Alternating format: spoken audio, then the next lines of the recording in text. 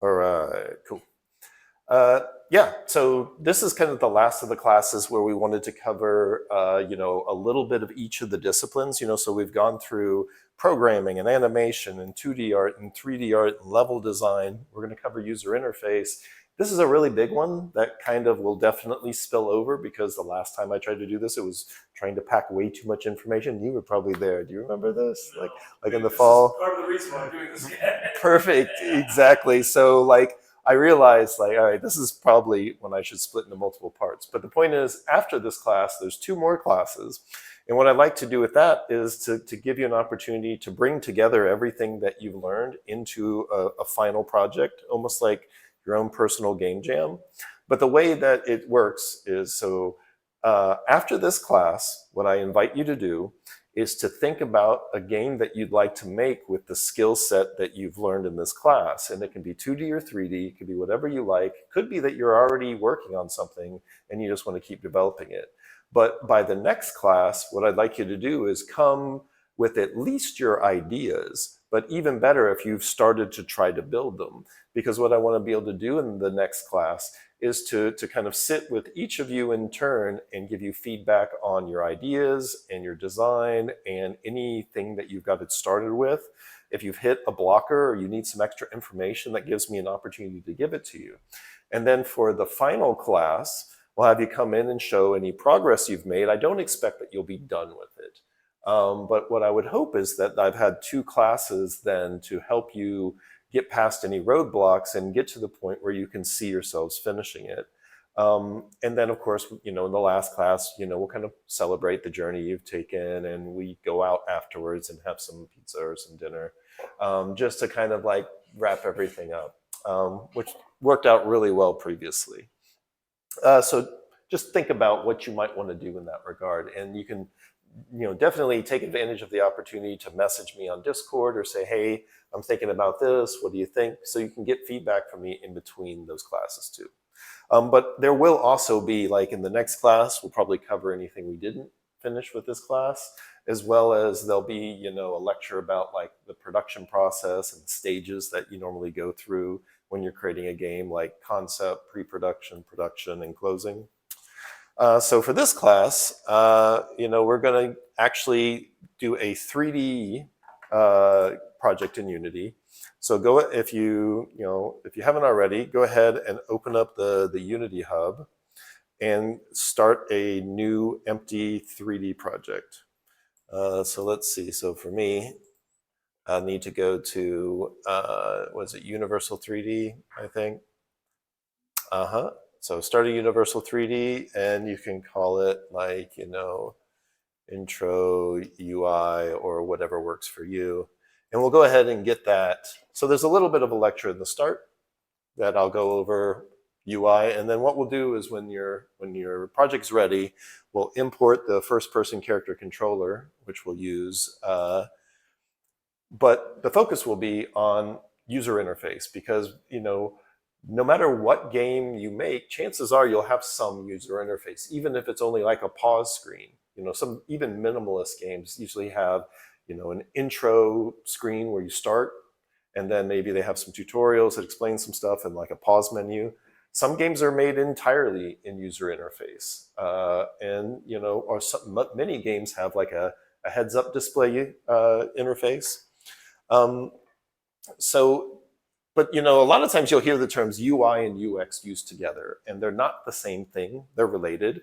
So does anybody know what UI stands for? Yeah. User interface. Didn't I just say that word like 20 times? So awesome. That was an obvious one. How about UX? Is the U for user? It is. Okay. Yes, you're halfway there. The X is a little tricky. It's for experience. So user experience, it's often the people who focus on UI often also focus on user experience, but user experience is much more broad. It's not just the UI. User experience is everything that the player goes through to learn to play the game and how they understand the game. And a lot of times that's about how difficult is it for me to learn the game or to get information out of the game that I need? So I would say every designer needs to understand user experience, even if there are UI specialists and UI designers who build the UI of the game. And so, but those things are often kind of connected, but really user experience is much broader. Um, and so, it's important to know about some basic design principles and some basic, ideas when you're designing user interface, and that's connected to the overall user experience. And one of the things that's connected to that is the idea of prioritization of information. So I'll go into that. So, and I'll use the example of SimCity. I worked on SimCity, and of course, SimCity has a ton of user interface. And it's very important that they prioritize the important information so that they don't overwhelm, especially new players, with things that are less important.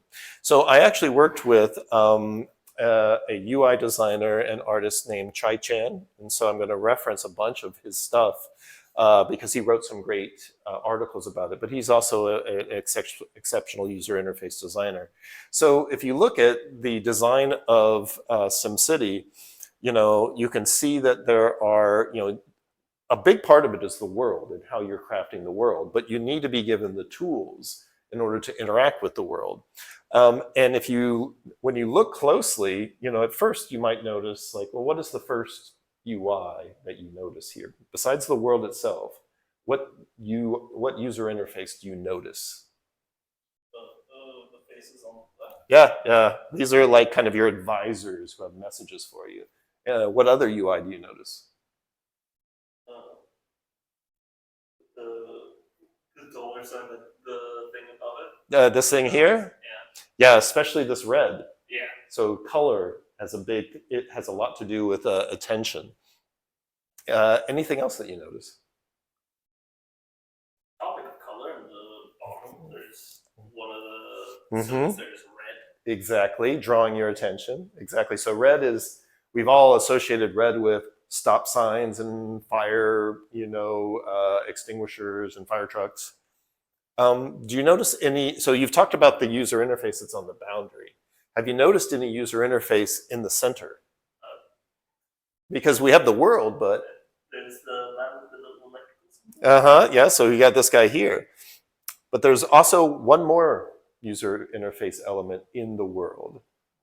Can you see it? It's a little bit more toned down. All the faces. Yeah, exactly. So you have all these smiley faces which go actually over the houses that tell you the relative happiness level of the people who are living there. And so this is a game that pretty much comes down to being a spreadsheet.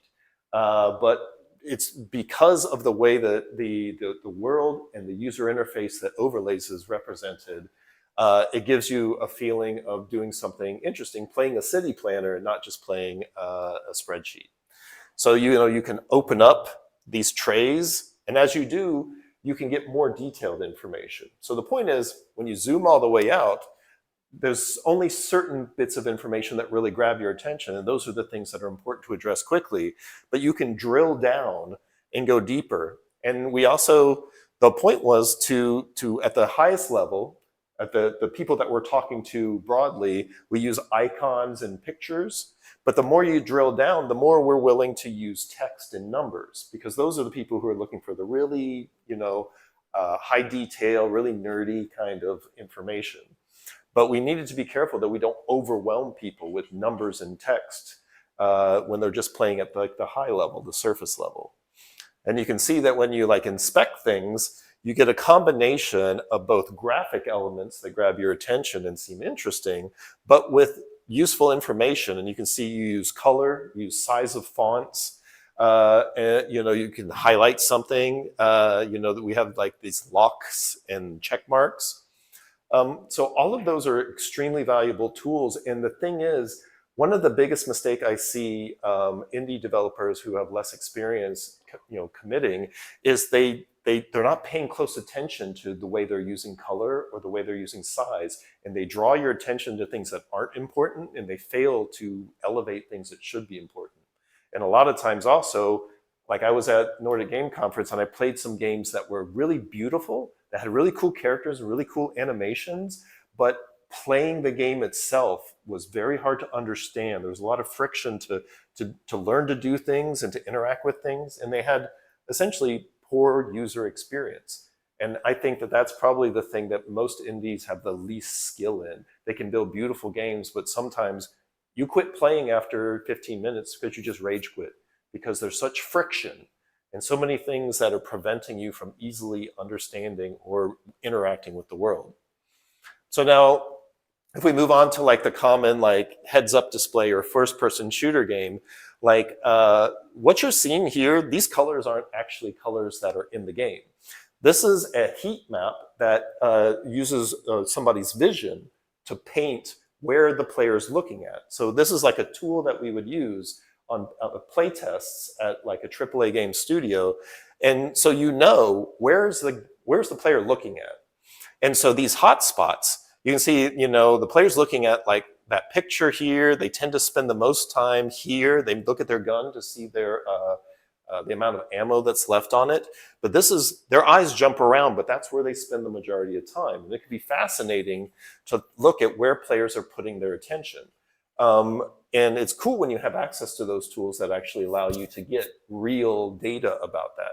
You know, just like a heat map that tells, oh, in this level, players die in these places, and you color those in different ways. This is a heat map that tells you where the player's eyes go to. If you study art, a lot of times you'll learn that like color and brightness will cause somebody's eye to move to different areas when they're appreciating art. And the same applies to a game. You know, you can use color and, you know, the other thing is it's comfortable to look at the middle of the screen. It's relatively uncomfortable to have to look at the edges. So if you put super important information on the edges or the corners, you know, there's games now that, you know, use different, you know, ways of putting things where players are comfortable with, like putting a reload counter or how many bullets you have left on the reticle itself. So the point is, regardless of your game type, like be conscious of how you're using size, color, motion is another huge thing that will draw players' attention. If you want them to, we talked about in the previous class how animating can draw attention to somebody's, you know, draw somebody's attention. So here's an example of, geez, what was this game? Huh? The game. Yeah, do you remember what, you know what game this one is? It's Overwatch, I think. Yes. So Overwatch has a very minimal HUD, and they even duplicate the amount of ammo left on the weapon itself. So they have a bit of this, what we call diegetic UI, which is when you build UI into the world. But you can see there's a reticle, and when you mouse over something, you know, it highlights it and gives you a bit more information about it. So here's an example, as I mentioned, how like, okay, in Fortnite, you know, they decided at this point, like, oh, it's so important to know how many bullets you have left before you have to reload that instead of making the player look down here for that, they put it on the reticle itself. So as you shoot, so if a game is really fast paced and it's really important, especially competitive games, they're very conscious of like, okay, when you think about it, this is very important information because they put it right in the center. Like, this is relatively important information. This is less important information. It's something that you might refer to every once in a while, but the question is, you need to think about, when does the player need to have this information? If they need to have it instantaneously very often, you put it someplace it's easy for them to get to.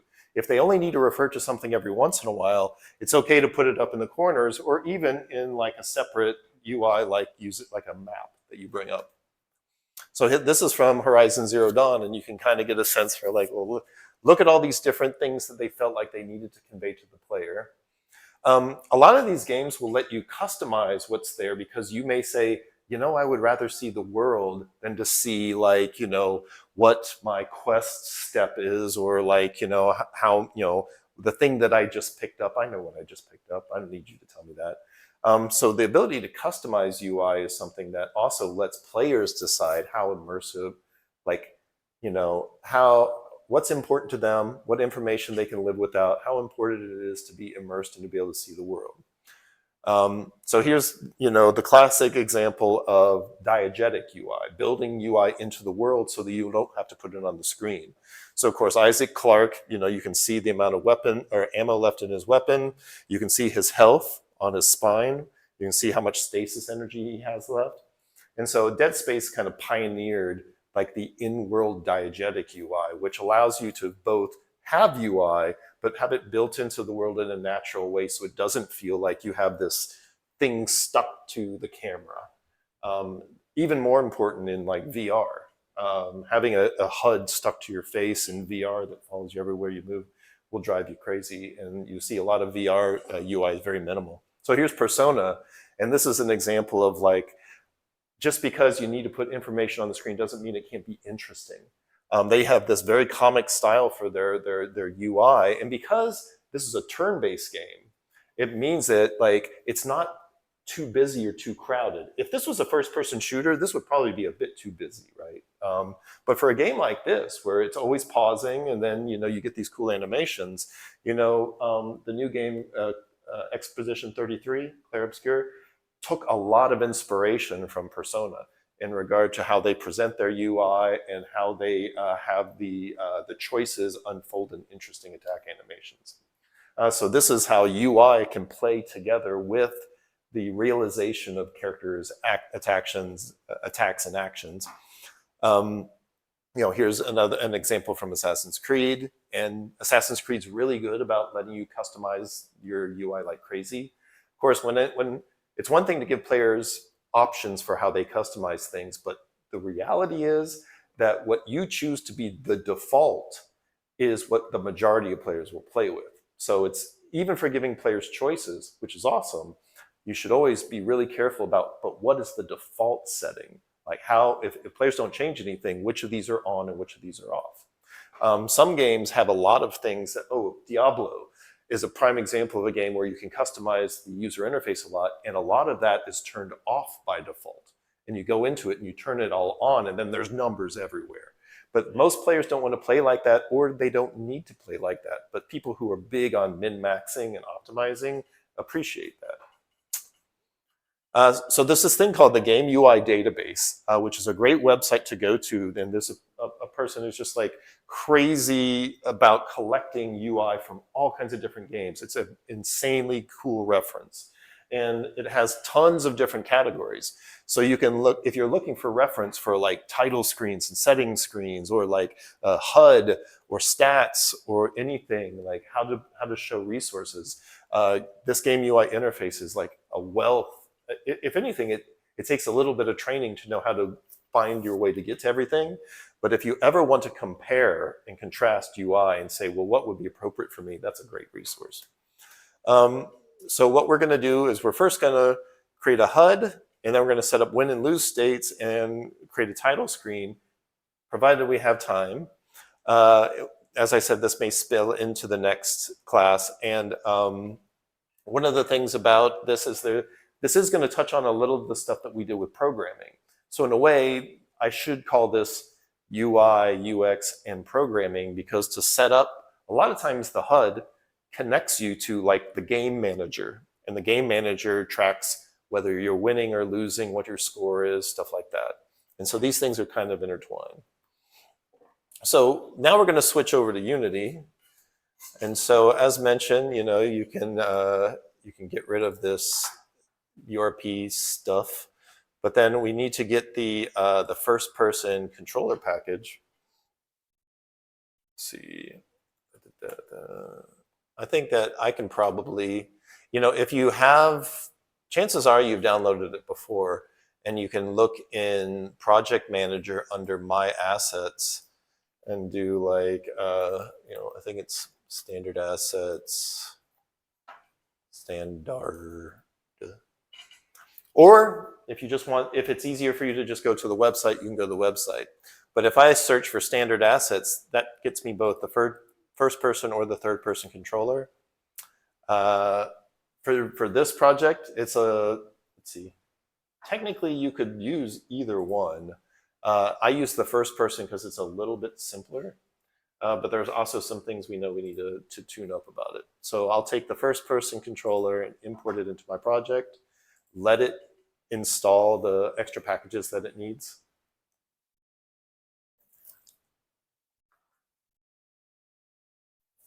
Of course, everything we learn here is totally applicable to a 2D game, if you're making a 2D game, or even to like a user interface based game.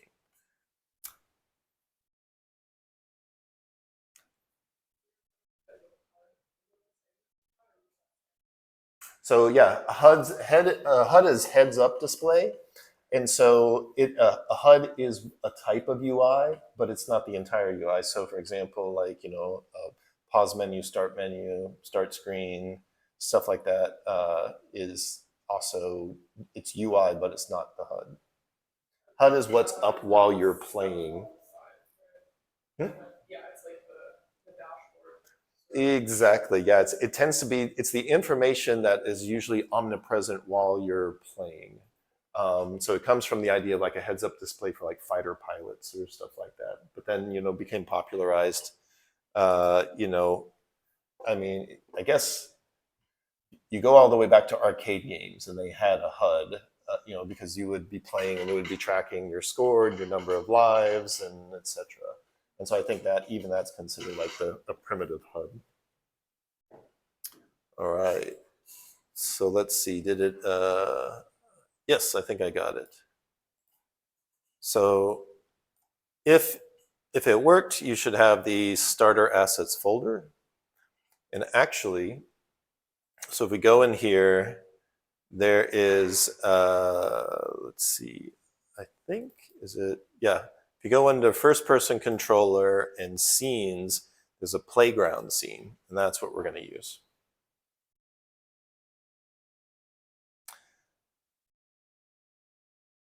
And it may take a second for the shaders to compile and for the thing to not look like a big blue.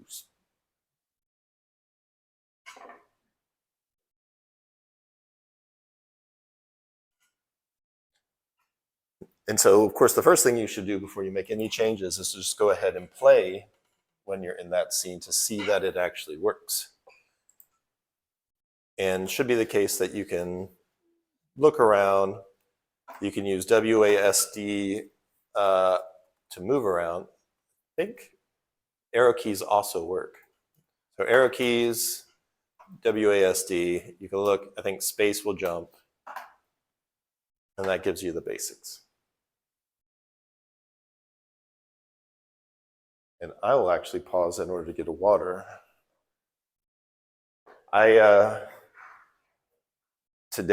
This morning, I actually volunteered with Game Habitat at there's this thing at Malmo Masan down in Hillia for high school students.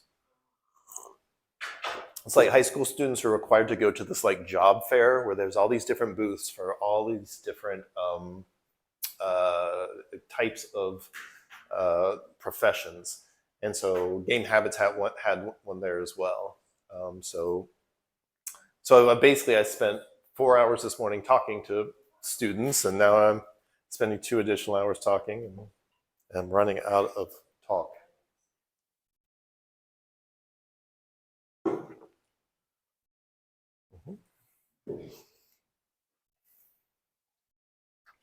So yeah, since we're in here and we've got the playground running and we've validated that we can run the game and it's fully functional. So if we break something, we'll know that it was us that broke the thing and not that the level was broken from the get-go. So we got some stairs that we can go up.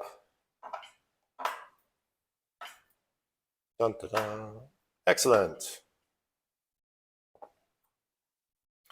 All right. So if I look at my plan, there used to be some UI stuff in there, but it's not anymore. Oh yeah. So when you're working with user interface, one of the first things that can be a problem when you're trying to learn user interface, and one of the things that I really recommend that you get right from the get-go, is to understand what your target resolution is. Like, how are players going to play this? And yeah, in the future, you might make games that you can play at any resolution. But instead, right now, I recommend that you pick a resolution and go ahead and set your game display to it. But what happens often is like, okay, if by default your game window, if this is set to free aspect, it means no matter how you change your window, it will adapt. Well, one of the things is that if you expect to have a game that can adapt the user interface to any shape and size, then that's a significantly complicated thing to get right. And I recommend that first you sidestep it by picking a specific aspect ratio and making your game about that. And the best way to start that is to choose it and then set your game window to that ratio. So for example, you can see you've got like full HD 1920 by 1080, and that will give you a specific aspect ratio. You could do, but you can add your own. Like, you can click this plus button and you can say, okay, a fixed resolution of like, 1280 by 720. And then I'm going to call this 1280, give it a name. When I say okay, and it's a little easier to work with some of the smaller resolutions and then trying to go with like, yeah, you can do 1920 by 1080, but then you deal with scaling a lot. So I recommend something like either 1600 by 900 or 1280 by 720. Technically, you could also choose an aspect ratio like 16 by 9. But that will also involve some degree of scaling, which could make your stuff look worse or better. So when you're first starting out, I really recommend picking a fixed resolution, like 1600 by 900 or like 1280 by 720, which are 16 by 9 resolutions. It'll just make it a little less of a headache later. And I'll show you along the way why that's kind of important, or where that would come into play and how that's kind of important. So essentially, like the way that we first get started making a UI is like with just about everything else. Let's see. Actually, let's go ahead so that we don't cheat. And there's this UI canvas starter assets joystick thing, which is actually disabled. If you enable it, you see it's basically for mobile so that you have controls for mobile. But I'm going to recommend delete both that and the event system. And so this is as if we started with an empty level and we just added the player controller. And that will reduce any confusion. So the way we add a UI to our hierarchy, to our project, is the same like anything else. If you right click, you have 3D objects, 2D objects, lights, etc. There's a category for UI. And the very top level thing is a canvas. But what I'm going to recommend that you do is to start by choosing panel, which is something that's actually under canvas. And you'll see that there's a hierarchy. So the top level UI thing that you have is the UI canvas. And that's like the parent of all the UI that you'll have. And then underneath that, then you have like multiple panels. Like you could have a panel HUD. So this will be what we make for our HUD. But you might also have like a panel, and you don't have to do this. This is just an example. But you might have a panel pause. You might have a panel for like, a windscreen, And what you can do is you can enable and disable these to show or hide them. And that's generally how you would structure these things. But since we're just going to focus on a HUD for now, we'll leave it with canvas and the panel we added. So again, what we did was we went UI panel. Now, the other thing you might not have noticed is that we got this event system automatically when we created a canvas. And the event system is how it detects clicks and button presses and stuff. So you want to leave that in there because you might need it at some point if you want a button, in your pause menu or in your windscreen or something. So now I'm here in the game window, and you saw when I added that, it kind of got like a white kind of, almost looks like a faded background, or like the brightness was turned up. If we switch over to the scene, at first, you might not notice. I mean, the first thing you notice is, gosh, there's a lot of like fog and stuff. Can I turn off the fog? Yeah. So that'll make it a little bit easier for us to see in our scene view here. But the thing is, if you start, you're like, okay, well, where is this panel HUD thing? If you scroll back and scroll back and scroll back, it's there. You can see it in the scene. It's kind of huge. And the lower left corner of it is always here at 000, and you can't really change it. So this is one of those things that also tends to mess with people when they first start with Unity is, man, why do I have to have my HUD right over the top of my scene? There's ways that you can deal with that, but for right now, we're not going to mess with it. But what you can do too is you can, if you press F when you have the panel selected, it'll zoom back. But now we want to see the HUD that we're going to work with flat and not in a perspective view in the world like this. So the easiest way to do that is to click on, the backside of Z here. So we actually, or is it the front? Can't remember. But what we will do is we'll put some text in there. We'll figure out which side we should be looking at. I think it's this one. So yeah, we can change to the isometric view by clicking this one here. And then we can click the blue Z so that we're looking down the Z axis. And by default, it will select this, the rect transform tool. Let's see. And so that, we can hide some of these tool things. Let's see. And we can bring this up here. Let's see. I forgot how to do this. I tend to like to anchor this thing so that you can actually see it. Although Unity's new system for, oh, there we go, expand. Now I'll put that up here. There we go. So we have our hand tool. We have move, rotate, scale. But one of the most useful tools when you're working with UI is actually this rect tool, which you don't use often, but it's perfect for working with 2D sprites. You can use it with 3D, actually. It's kind of cool to do so. So the thing that we'll notice is that when you created this panel, if you look in the inspector, the panel, we can pull this down to get it out of the way. So this panel game object has a rect transform, which is a little different than a transform. Rect transform is just something that's used for 2D objects, especially the HUD. But it also has this canvas renderer, and it has an image, and that's why you see this white. Now, we don't actually, that's nice to let us know that the panel's there, but we're not actually going to use it because our HUD should be transparent. It might be useful if you were going to have like a pause screen and you wanted this to be like black and transparent, so it's kind of fading the background. But what we'll do is we can remove that, or we can just disable it. So essentially, you don't want your panel to have this image in the way.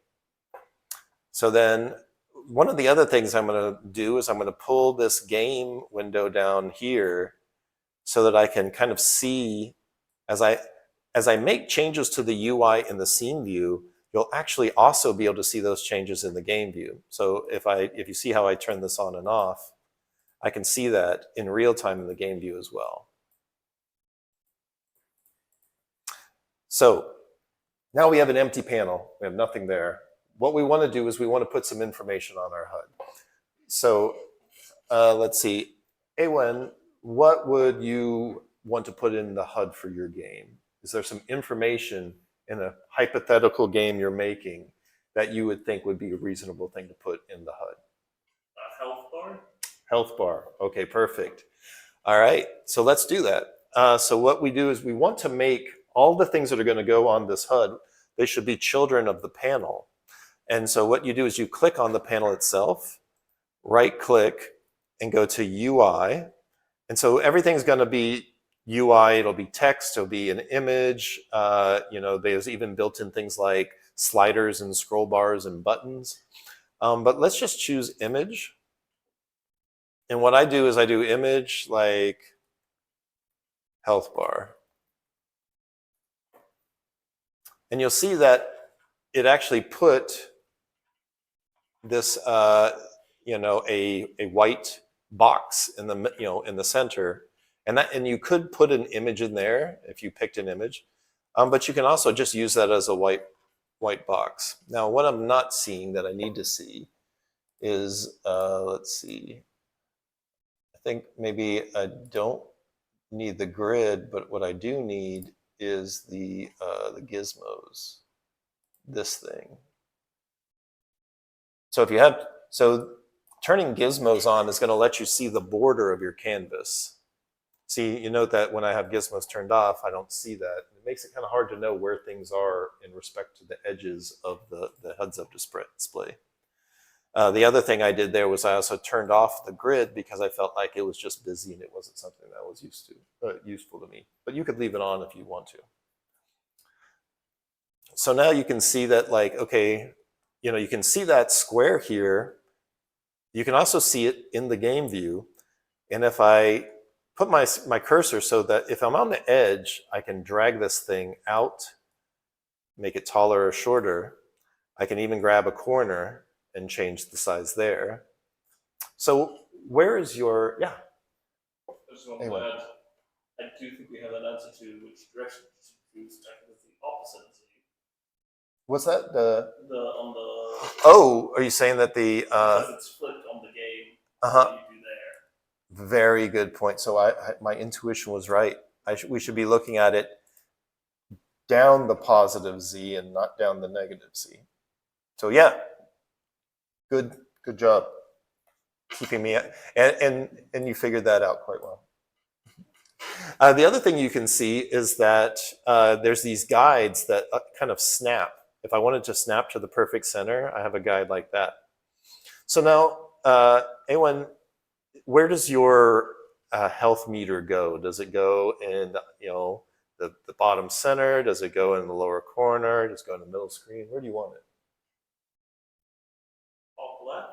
Top left, like classic, quite classic. And you can get a sense for just how much real estate it should take. And so we can put that there, and chances are we want it to be like maybe start out at least green, and maybe it shows some red as it changes or whatnot. So now, one of the things that you're not going to notice this right now quite so much, but one of the things that you will learn along the way is, like, okay, you can see this thing here in the middle that looks kind of like fan blades. This thing here is where this thing is anchored to. And so that's how it knows, so it judges its distance from here.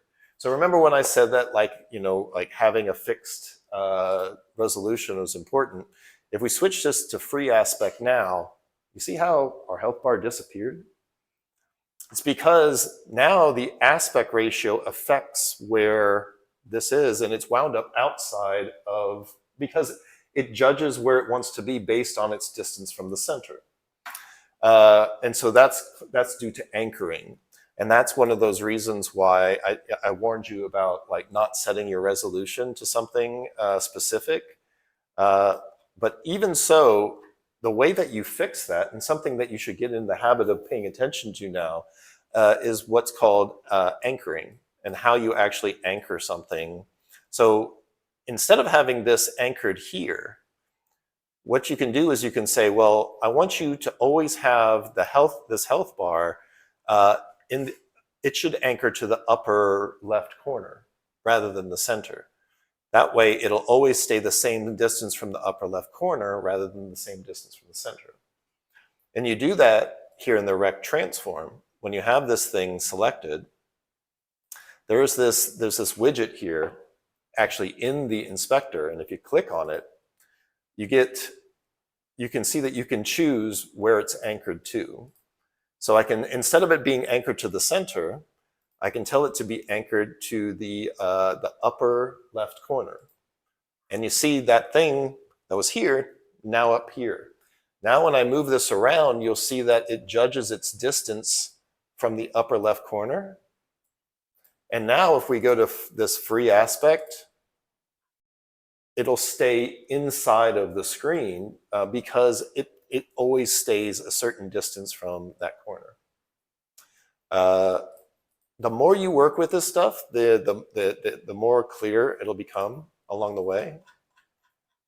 But that's another reason why it's good. It's a good idea to think about where something should be anchored. It's a good idea to set a fixed resolution when you start so things will stay in place, because nothing's more painful than getting a UI exactly how you like it, then making a build and realizing that your UI is off in crazy places, not even on your screen. And it's because you didn't plan ahead for that. All right. So one of the other things that we might want is, for example, to keep track of the player's score.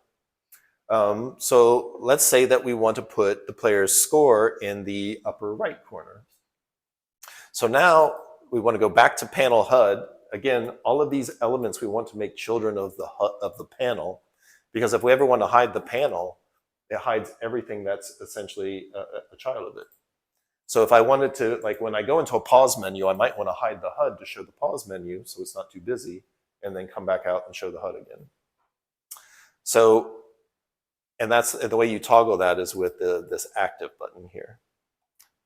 So now, if I want to add text, I'd right-click on the panel, click UI, and Text Mesh Pro.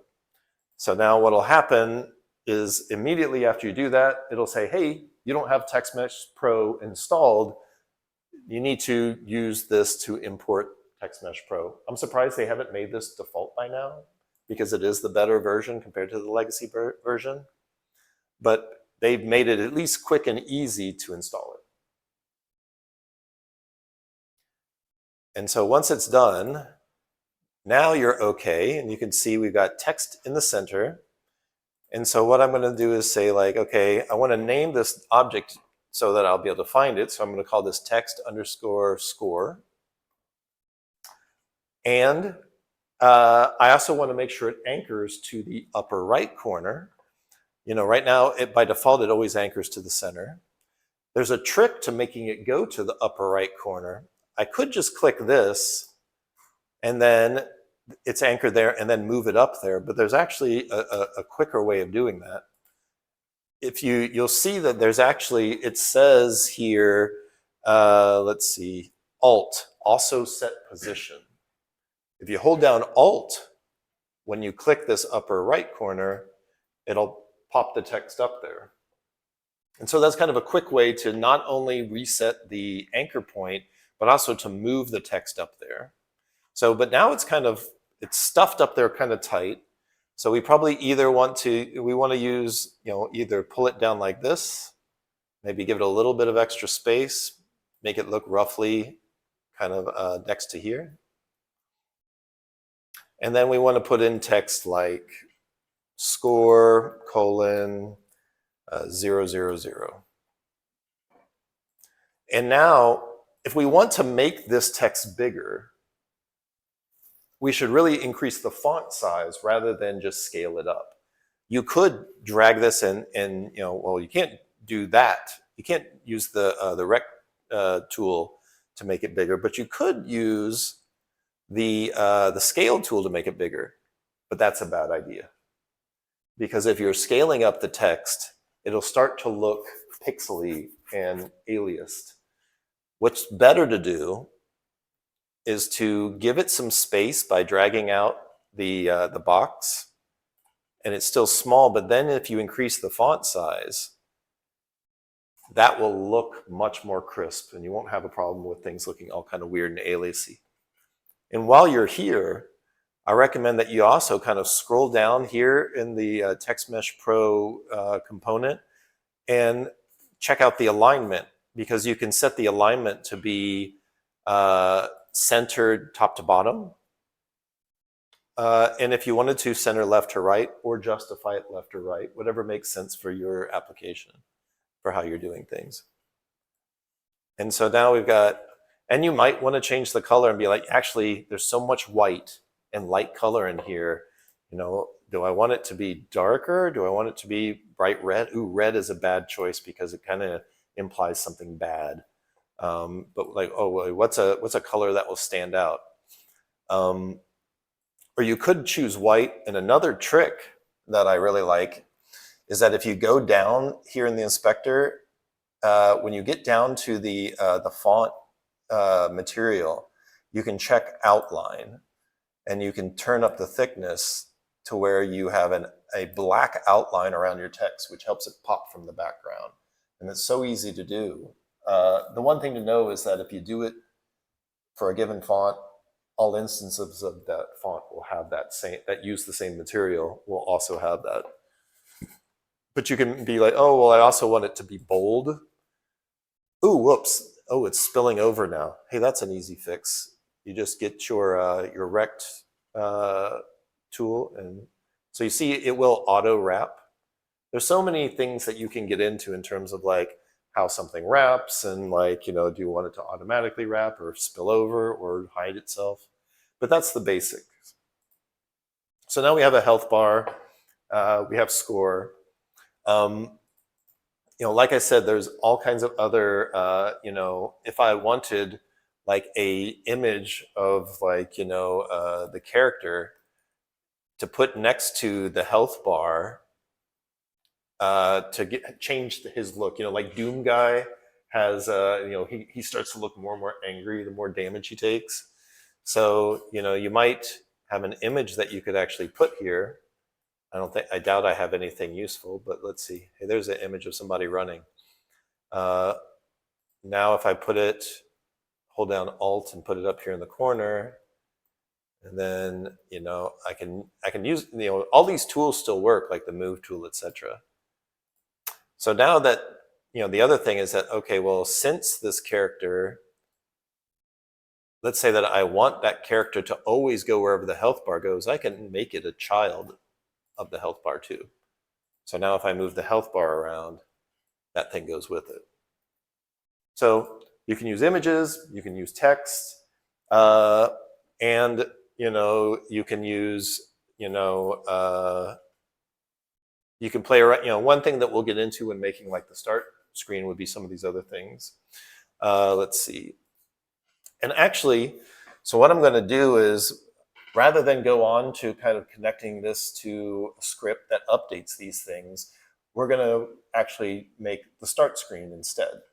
And then in the next class, I'll move on to that kind of how we would create a game master and connect them to these things. Because obviously, these are static things that are not going to change.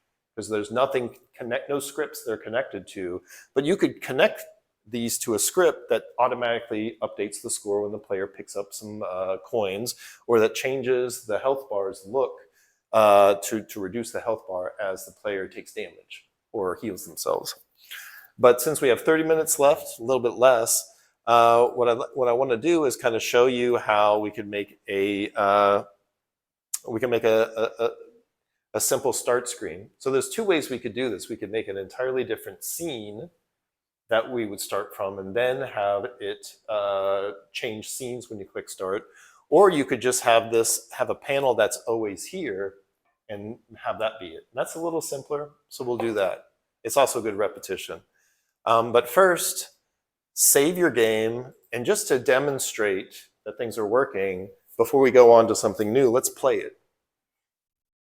So if you press play, you can move around in 3D space just like before, and your HUD stays in position. So you now have a heads-up display. It's just not connected to anything. Thanks again. All right. So now, let's make another panel to be our start screen that's going to sit on top of all this. So if you right-click Canvas, go to UI, and then Panel, you get a new panel. And we're going to call this Panel Start. And we don't want to see the scene behind here, but this time we can use this, this image that's here, and maybe give it like, you know, maybe we want something gray and totally solid. Bless you. So, and one thing you can note is that if you, let's see, if this was on top, if the start screen was on top, it's a bit counterintuitive. But the things that are on the bottom are are viewed on top of the things that are below them. So when it comes to this panel, so if this was on top, you'd be seeing your HUD on top of your start screen, and you don't want that. So the order of panels under a canvas does matter. So you can make this whatever color you like as the background for your start screen. So what we're going to do is we're going to start by giving ourselves text that tells us what is the name of the game name. So give your game a name, like My Awesome Game, exclamation points. If you wanted to change the font, you would do it here, but I suspect that there's not anything but the default Liberation font. But that would be an easy way to make this look 10 times better, is to actually import and set up a font, which is something that I can totally help you with if you like at some point. But I would say, one thing, you see how when I start to drag this text box out in order to give myself more room to scale up the text, and it's pulling from the side, if I hold down Alt, it'll actually center. So with Alt let go, the bottom left corner stays in the same position, but with Alt held, I can drag it out from the center. And so now if I'm like, okay, I want my awesome title to be pretty big. I also want it to be centered left to right and top to bottom. And then I want to take and I want to scale it up so that it's pretty big. So now I have the name of my awesome game, and I'll even move that up just a little bit so I leave room for a start button. Mm-hmm. Yeah, and it can be, it's so easy to mess that up. So for viewers listening at home, like the point is that this thing with the white boxes is a totally different widget than when you have the rect tool and you're doing this, although they look quite similar. And so if you changed this when you thought you were changing this, those things get out of whack, and then you get super confused. So the best thing to do is, my recommendation is, it would be great if you could just turn those off by default, because really, you don't really need them unless you're doing something very specific, like controlling overflow and how text wraps. It can be, the way that it can be used a lot of times is actually to kind of give yourself a little bit of buffer. You know that your objects, your UI is going to be in close contact with other things. And so that's a pretty common thing to do. But there's actually other ways of doing that. All right, so you have your name in there.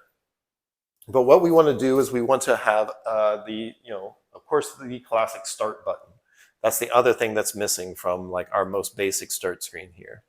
So if we right click on panel, go to UI, and then go to button, you'll see that it's also a Text Mesh Pro button. So I'm going to name this button_start. And you'll see, as usual, it put it right here in the center, which that could be okay for us, or we could anchor it to the bottom center if we wanted, or a corner, depends on how you like it. And so as mentioned, like the best way to scale, we could try to scale up the button if we wanted bigger, but that could potentially make the text look worse. It's really best to make the bounding box bigger, like this. And then the text is actually a child of the button. So you actually have to open up the button, click on the text here, and then you can change it, for example, to say start, and you can make the font size big so that it fills in there. Now, don't get confused and start making changes to the text child if you want to edit the button itself. So if I want to change the color of the button, I'd go to button start, and you see that there's the image color here I can change to something nice, like a pale green or something. So if we play the game now, the start screen will be there, but if we click the button, nothing happens, and worse yet, our cursor disappears. I'm wondering if this is actually going to be problematic because of that. Like I think in my previous demo, I actually created this as a separate scene, which we might wind up doing anyways. Because I think that by default, this player, the player capsule and the player controller is taking control of the mouse clicks. So let's do that actually. Let's see. Well, let's see. Yeah, I think it might be more complex than useful for us to take this approach. So let's modify this real quickly. So what we'll do is first save your playground. Now, and this will actually be part of a cool trick that I'll show you for how to make a cool start screen. We're going to pivot. We're going to file, save as our scene. And when we go into scenes, let's see, there's already sample scene, but let's create a scene called start.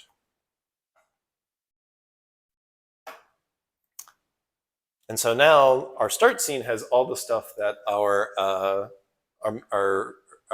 game scene has. But we can actually get rid of the player follow camera and the player capsule and the panel HUD.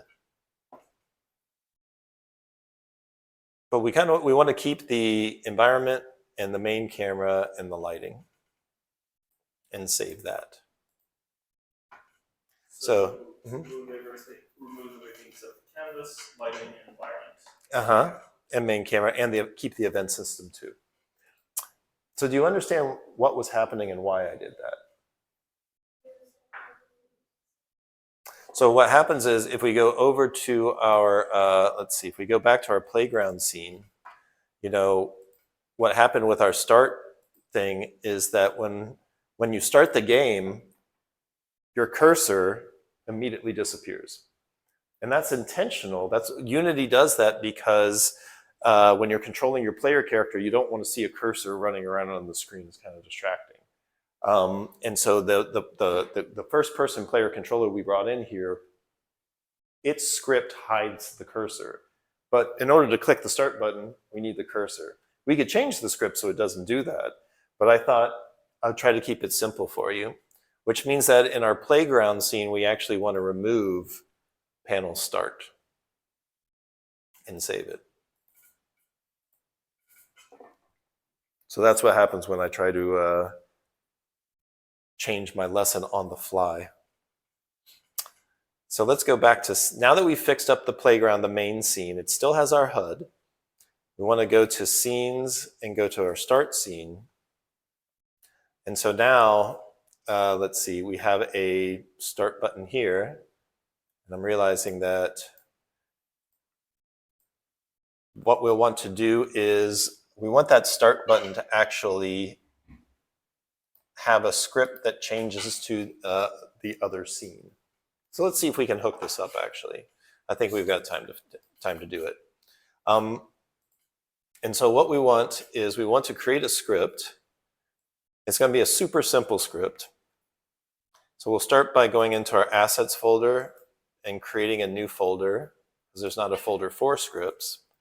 We just want to stay organized. So right next to scenes, we've got scripts. We go in here, and we're going to do create mono behavior script. And we're going to name that start.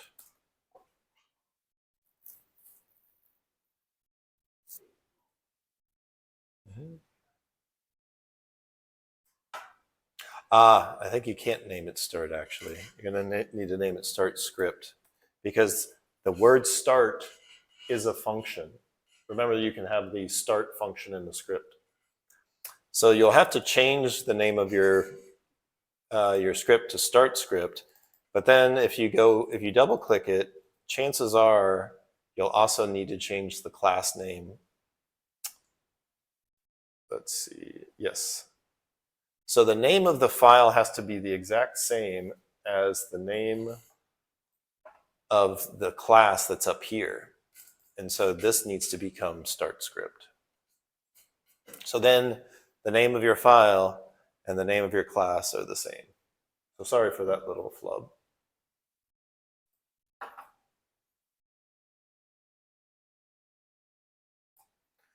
So we don't actually need start or update, because all the script is going to do is when we call a function, it's going to load the next scene. And so what we will do is, so we can remove everything except for these outside brackets, and then we can say void start game parentheses brackets. And so actually this needs to be public void start game. When you make a function public, it means that that button that we created is going to be able to reference this function. So the button, when pressed, it'll have a reference to the script, and it'll call this function start game. And the way that we start game, actually, this is a prime opportunity for me to be super lazy and say, hey, ChatGPT, in Unity 6, what code do I need to load the next scene? So it's in the scene manager class. And let's see, I think there's actually an easier way of doing this, but what the heck? We will take your word for it, ChatGPT. So I'm going to select everything that's inside these brackets and copy that. And then I'm going to go over and I'm going to paste that. Now, the red squiggles, as we know from our lesson on UX, mean something bad. But in this case, it's really easy to fix. If you mouse over, it says Scene Manager doesn't exist, and it's probably because you need to include using Unity Engine Scene Management. And if you click it, it automatically adds it up here at the top. And so now, when Start Game is called, it's going to figure out what scene I'm in and say, okay, go to the next scene, or if there's no more scenes, throw an error. And then, but you see this star up here means it hasn't been saved. And so if we switch over, nothing will happen. So that could be a problem. So we make sure that we've saved it. Yeah, would you like me to paste that into the Discord? Absolutely. Make it easy on you. So there you go. And in fact, if you wanted to just, oh, I see, I've got an error actually. I've got an extra bracket in here. So if I were to paste the entire thing in there, so if you use the second post that I've just posted, that's the entirety of the contents of that file.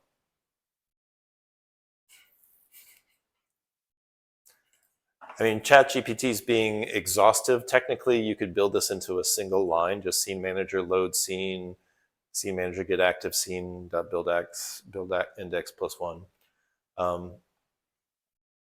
But basically, now we can go back to Unity, and it should, let's see, I have an error.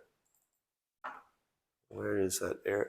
It's because I didn't save it after I fixed the previous error. So Unity should build, and you should have no errors, ideally. You in a good position? All right. So what I do with something like this, so you've written this script, but it needs to be on a game object in the scene in order for it to be something that can be called. What I do is since it's associated with the UI, I just put it on the canvas. So I drag start script onto the canvas. And so now it's there and it's available. But we still have to connect it to the button.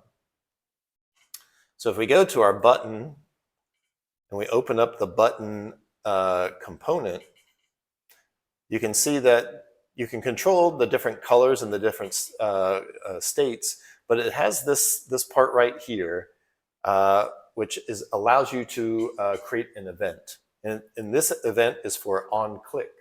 So when you click the button, it'll do something here if we put it in there.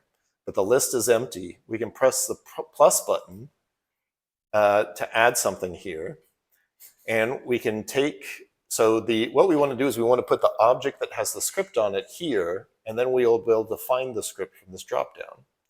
So the script is on the canvas game object. If I drop it there, then when I click this and I go down to start script, then I can find the start game function. And that's how I make that connection.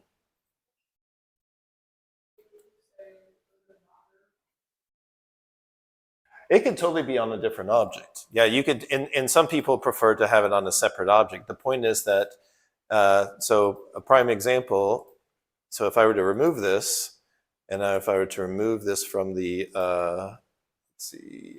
remove component, I could say create an empty game object called scripts, and I could put the start script on that game object.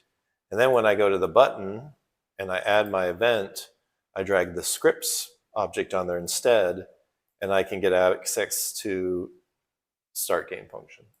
So whatever you want. A lot of times I put the game manager or any scripts on Canvas because a lot of times Canvas is something that you keep with you when you move from scene to scene, or it's just a place where you think, oh, the HUD and all that is connected to the game manager. And so that, to me, that's a logical place. But some people find it cleaner to put it on a separate game object. Then you just have to make sure that if, for example, if it's persisting, moving from level to level, that you remember that. So now, this is not going to work for a reason that's probably not obvious. But if we start it up, and I'll show you, you should get an error when you try to click this button. Let's see, or you might get a warning. Let's see. Yep. So when I click this button, I get a warning that says no more scenes to load, which is actually this debug message that we scripted. And that's because when you have multiple scenes in a game, you have to first set them up in File, Build Profiles, Scene List. So you see right now, the only thing that the game at a high level understands is in there is the sample scene. If we open it up, click this and remove it by hitting delete, then we add open scene, so starts in there, but we also need to go to the playground scene, open it up, and add open scene there. Now, it'd be a lot easier if, I wonder even, I'm like, why do I have to open a scene in order to add it? Could I just drag this? Holy crap. Well, that's cool. I just learned something. I'm like, why is it so difficult to do that? But basically, all right, so the build profile says when you build this game, include these scenes and build it for this platform. So in order for the scene manager to go from the start scene to the playground scene, you need to first have the start scene, and the order matters, and then next is the playground scene. So if you were making a platformer with like 3 levels, like World 1-1, World 1-2, World 1-3, you would put them in there in that order. So now it should be the case. We can close that. If we start the game, actually, don't want to start from playground, I want to start from start. So let me go back to the start scene. If I start the game, so now when I press the game, or when I press the start button, fingers crossed, it goes from the start scene to the playground scene. And that's actually a much cleaner way of handling this than trying to build it into the playground scene. But the one other thing that I'll give you a tip about is, all right, so in our canvas, in our start panel, we're using that gray background here. But if we remove that, the scene is still there. And we remove the character, but this can be a cool way to make the point is, like, I can take that environment you know, and I can say, okay, let's see, I zoom into it, and I say, well, what if I take this camera and I give it a much more interesting kind of camera angle?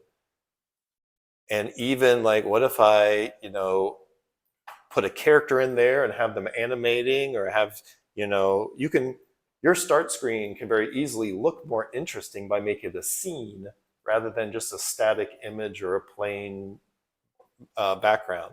And you know, so you still have your my awesome game. You know, you could even, you know, like kind of fade the background if you wanted. Let's see, I need to have this turned on. So, but that's a way that you can make a quick and interesting screen by duplicating your game scene and having it be your background. And like I said, by doing that, you could even do things like animate things or have the camera panning around. So, I mean, I'm kind of hacking this, but you're like, oh, look, you know, I no longer have a static, boring start screen. I have a start screen that has some motion. And if you've already put a lot of effort into creating animated coins or the player in a cool idle pose, then think about like, why not make that my start screen rather than having my start screen just being this kind of like boring static thing, you know, with like a solid background. That's pretty boring. But it could be more interesting, and you could do that with the assets that you're already creating. Cool. Well, that was a little bumpy, but you learned some things about how not to do things. But what you didn't get is some of the useful ways of connecting your user, your HUD, to the game manager who will update the score or update the hit points. So we'll do that in the next class, along with making sure there's time to give you feedback on the games that you have in progress. So think about what game idea you have, start to maybe sketch out some ideas, and if you are feeling bold, even try them in Unity to get started, because the more that you've kind of tried, the better I can give you feedback on it. So the idea is for the next two classes, I want to be able to give you feedback that'll help you finish up your first game, your first non-tutorial thing.